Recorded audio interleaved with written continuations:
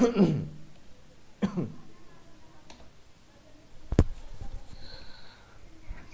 points separated by d is equal to 5 micrometer emit the light of wavelength 2 micrometer in phase. A circular wire of radius 2 micrometer is placed around sources as shown. तो देखिए point A और B की बात करें तो point A और B पर आपका जो वेवलेंथ या मैं कहूं पाथ डिफरेंस है बी और डी पर वो आपका 5 माइक्रोमीटर है। अब आपका अगर मैं बात करूं कि किस पाथ डिफरेंस के लिए आपका कंस्ट्रक्टिव इंटरफेरेंस हो रहा होगा तो पहले मैक्सिमा की बात कर लेते हैं। तो मैक्सिमा पाथ डिफरेंस अगर आपका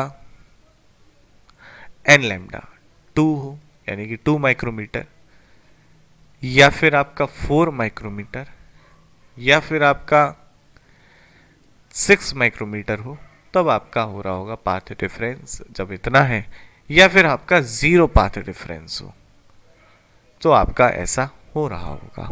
जीरो पाथ डिफरेंस भी हो तब भी आपका मैक्सिमा का पॉइंट होगा।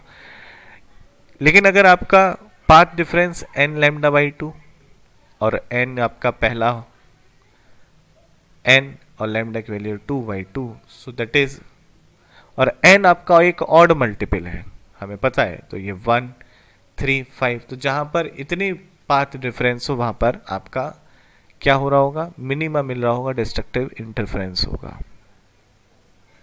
तो यहां पर पॉइंट बी और डी पर आपका 5 माइक्रोमीटर का पाथ डिफरेंस है तो ये पॉइंट डार्क पॉइंट होंगे, तो आपका B and D dark point होंगे और बी पॉइंट ए और सी पॉइंट सिमेट्रिकली प्लेस्ड है तो यहाँ पर ये ब्राइट होंगे, ये ब्राइट, ये ब्राइट, ये डार्क, ये भी डार्क।